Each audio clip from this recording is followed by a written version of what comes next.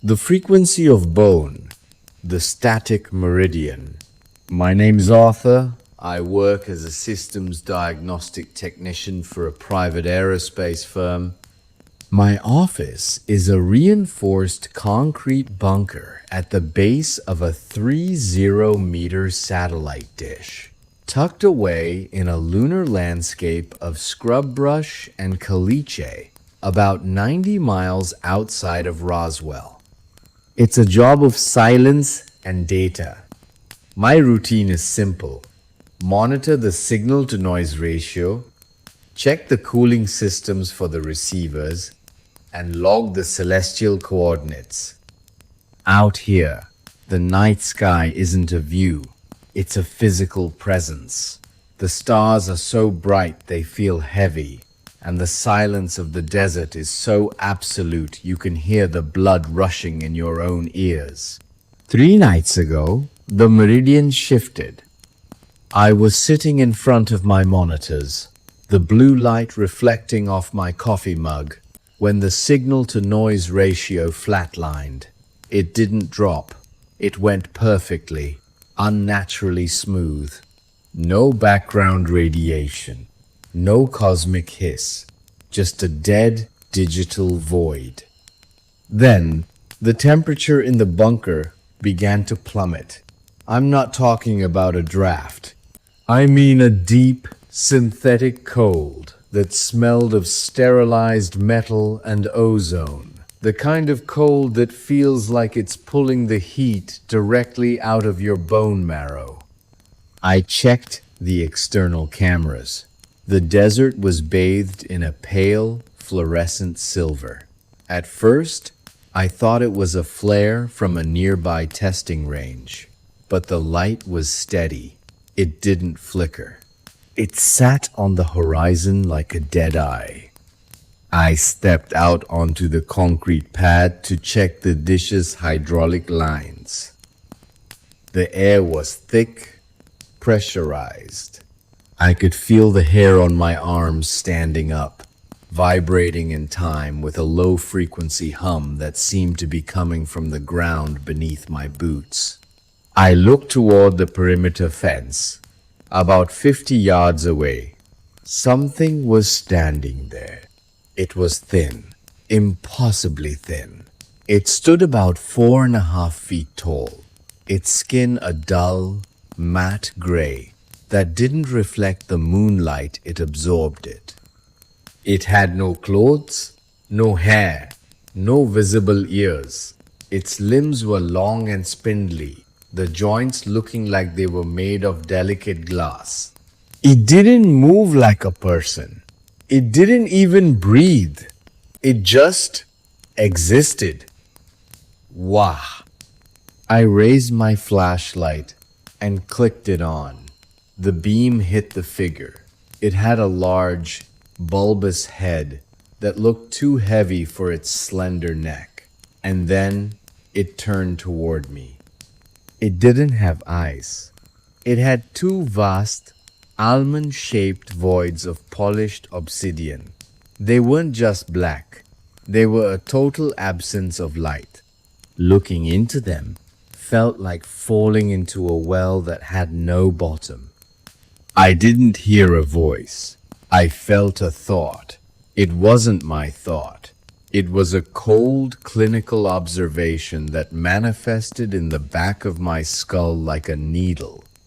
The biological clock is out of sync. Arthur, we need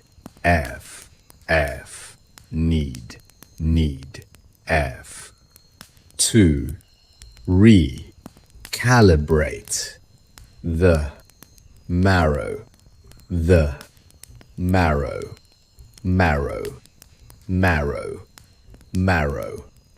I tried to back away toward the bunker door, but my legs wouldn't move. They felt heavy, like they were made of cooling lead. The figure at the fence didn't walk toward me. It simply was suddenly 10 feet closer, then 10 feet closer again. It was moving between the frames of reality, like a film strip skipping a beat. And then the high desert wind started to whistle, but it wasn't the sound of air. It was the sound of 1,000 human voices, all whispering my name in a perfect mechanical unison. I lunged for the heavy steel door of the bunker, my breath coming in shallow, frantic gasps that tasted like dry ice. I slammed the lever down, the hydraulic locks engaging with a reassuring thunk that echoed through the concrete walls. I was safe. I was inside. I slumped against the door, my heart hammering a frantic rhythm against my ribs. I looked at my watch to check the time. The digital display was blank, not dead blank. The liquid crystal had bled out into a single dark smear that looked like a bruised thumbprint. I looked up at the wall clock above the main console. The second hand wasn't moving. It was twitching back and forth, vibrating in a space smaller than a millimeter. I looked at the system logs on the monitor. The last entry I remembered making was at 1:15 a.m. The current timestamp on the screen read 4:42 a.m. 3 hours gone. There was no memory of the gap, no transition, just a clean surgical cut in the fabric of my life. My clothes felt different, stiff, as if they had been starched with something metallic. And there was a sensation in my left wrist, a dull, throbbing heat that pulsed in sync with the humming of the satellite dish outside. I pushed back the sleeve of my flight jacket. There, just beneath the skin of my inner wrist, was a ridge. It was about 2 inches long, perfectly straight, and glowing with a faint, subcutaneous violet light. It didn't look like a wound. There was no blood, no scar.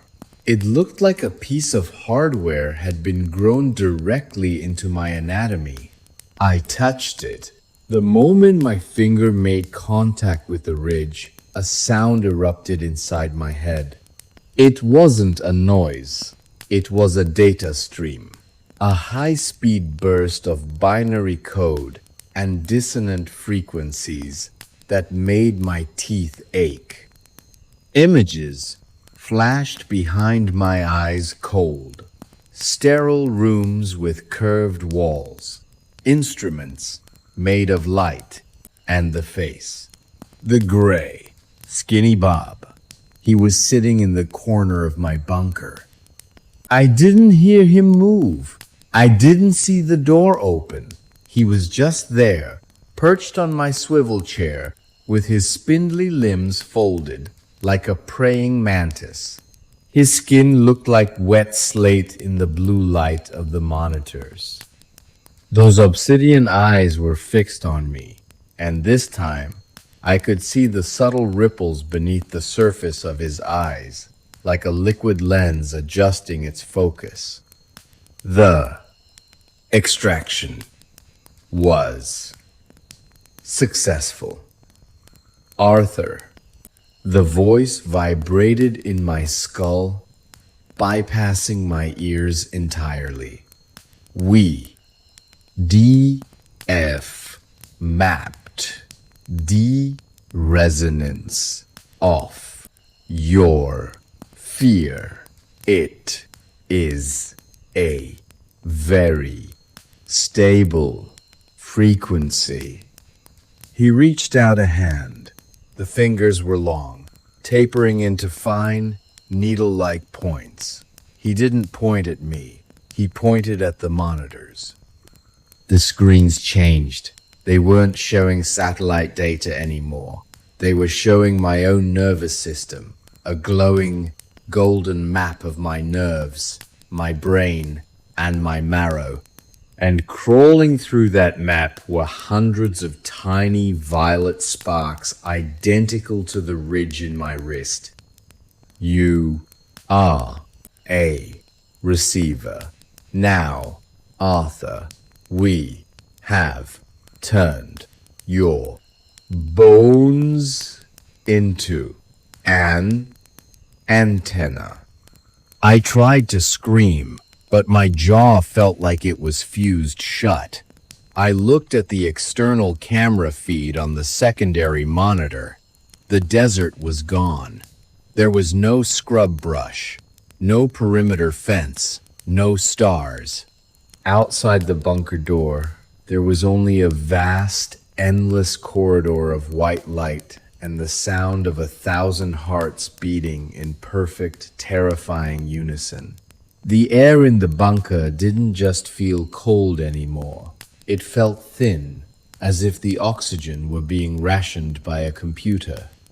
I stared at the monitors, watching the violet sparks crawl through the digital map of my own body. Every time one of those sparks hit a nerve cluster, my muscles twitched involuntarily. I was becoming a marionette, and the strings were made of light. Why? I tried to speak, but the word was just a dry rattle in my throat. The creature's skinny bob didn't tilt its head. It didn't have to. It existed in a state of permanent, focused observation. The signal from the stars is too weak for silicon from signal. The thought voice echoed, sounding like 1,000 glass shards rubbing together. We need biological amplifiers. Your calcium is a perfect conductor. He stood up. The movement was fluid, defying the way joints and tendons should work. He didn't walk across the floor. He glided, his long, spindly feet making no sound on the concrete. He stopped inches from me. The smell was overwhelming now, bitter, like a burnt circuit board, mixed with a faint floral scent that reminded me of funeral lilies. I looked at the ridge in my wrist. The violet light was pulsing faster now, turning a deep, angry purple. The heat was becoming a burn. I realized that the receiver wasn't just taking data in. It was burning through my physical form to power itself. I looked at the main console. My diagnostic tools were still there. If my body was an antenna, then I was part of the circuit, and every circuit has a fuse. I lunged for the high-voltage testing leads on the workbench. My fingers felt like they belonged to someone else, numb and clumsy, tamping down the terror that threatened to shut my brain down. I grabbed the copper probes and connected them to the bunker's 220-volt auxiliary power supply. Arthur, that will terminate. The host. The host. The voice in my head sharpened, losing its clinical calm and becoming a jagged, piercing whistle. Then the broadcast ends here, I spat out, my teeth clattering. I didn't aim for the creature. I knew I couldn't touch him. Instead, I jammed the live probes directly into the glowing ridge on my wrist. The world exploded in a white-hot flash. It wasn't just an electric shock. It was a localized electromagnetic pulse. The violet light in my skin flared with the brilliance of a dying star, and for a split second, the bunker walls turned transparent. I saw it. We weren't in New Mexico. We were suspended in a vast, dark cathedral of humming machinery, miles above a planet that looked like a bruised marble. There were thousands of bunkers like mine, all plugged into a massive, shimmering web of violet light. Thousands of antennas, thousands of Arthurs. Then, the surge hit the implant. A sound like a shattering mirror tore through my skull. The creature let out a high-frequency vibration, a sound of pure mathematical frustration, and his form began to flicker, turning into a grainy, low-resolution ghost. I fell to the floor, my arms smoldering, the scent of singed hair and ozone thick in the air. The monitors in the bunker blew out, showering me with sparks. The violet light in my wrist went dark. I crawled toward the door, my vision swimming in shadows. I reached for the manual override lever, the cold steel feeling like a lifeline. I pulled it with everything I had left. The door didn't open to a white corridor. It opened to the desert. The cold, dry air of New Mexico hit me like a physical blow. The smell of sagebrush was the most beautiful thing I had ever experienced. I tumbled out onto the caliche, my lungs burning, and looked up. The satellite dish was still there, silver in the moonlight, but it was silent. The humming had stopped. I looked at my wrist. The ridge was gone. In its place was a long, jagged scar that looked decades old. I started to laugh, a ragged, broken sound. I had won. I had cut the signal. But then, I looked at the sand. Around my bunker, for hundreds of yards in every direction, the desert was covered in thousands of tiny, glowing violet specks. And as I watched, they all began to move in unison, crawling toward the base of the satellite dish, forming a pattern that looked exactly like a fingerprint. My fingerprint. The violet specks in the sand didn't just move, they pulsed. It was a rhythmic, flickering light that matched the cadence of my own breathing. I stood in the center of the desert, a lone figure under the vast New Mexican sky, realizing that I hadn't cut the connection. I had simply short-circuited the hardware. The software, the essence of whatever they had mapped inside me, was still running. I stumbled toward my truck, the gravel crunching under my boots with a sound that felt amplified, like it was being played through a speaker inside my brain. I reached for the door handle, but my hand stopped an inch away. The metal was humming. I looked at the dashboard through the window. The digital display wasn't blank anymore. It was scrolling through my life. My social security number, my mother's maiden name, the coordinates of the house I grew up in. It was a data dump, a final backup of the Arthur file before the system purged the drive. The archive is complete, Arthur, the voice whispered. It didn't sound like Skinny Bob anymore. It sounded like me. It was my own internal monologue, hijacked and turned against me. The host is redundant, but the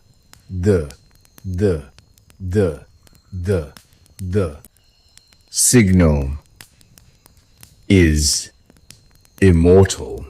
I looked back at the bunker. The satellite dish began to rotate. It wasn't tracking a star or a planet. It was tilting down, the massive white bowl aiming directly at me. I could feel the air between me and the dish begin to ionize, the smell of ozone becoming so thick it felt like I was breathing liquid metal. I realized then what the cathedral was. It wasn't a ship in space.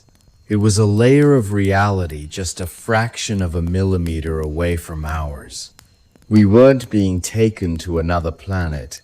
We were being converted into a different state of matter. I reached into my pocket and pulled out my cell phone. I wanted to call someone, anyone. I wanted to leave a record of what was happening before the frequency took me over completely. But when the screen lit up, there was no dial pad. There was only a video feed. It was a live shot of a bedroom. A man was sleeping, his face buried in a pillow. He looked tired, overworked. He looked exactly like I did before I took this job. The man stirred in his sleep, and as he turned over, I saw a faint violet ridge beginning to glow beneath the skin of his wrist. I wasn't the only one. I was just the one who was being decommissioned. The satellite dish let out a final, bone-shaking thrum. The world around me began to pixelate, the desert sand turning into gray static, the stars stretching into long, horizontal lines of white light. I felt my weight vanish. I felt my memories begin to unspool, like a tape being erased by a powerful magnet. "I am Arthur," I whispered, trying to hold on to the words. "I am a diagnostic technician. I live in. The words were gone. The morning sun rose over the New Mexico desert. The satellite station sat silent and still. A new technician, a young man with a fresh degree and a nervous smile, pulled his truck onto the concrete pad. He looked at the bunker door, noticed a jagged scar on the handle, and shrugged it off. He sat down at the console, checked the signal-to-noise ratio, and logged the time. 8 a.m. He didn't notice the faint, rhythmic whistling coming from the air vents. He didn't notice the way the shadow in the corner of the room seemed to move between the frames of his vision. And he certainly didn't notice the tiny violet spark that flickered for a second beneath the skin of his left wrist. Somewhere, miles above the world, in a cathedral of humming machinery, a new antenna was being tuned, and the broadcast continued, silent and perfect, in the frequency of bone.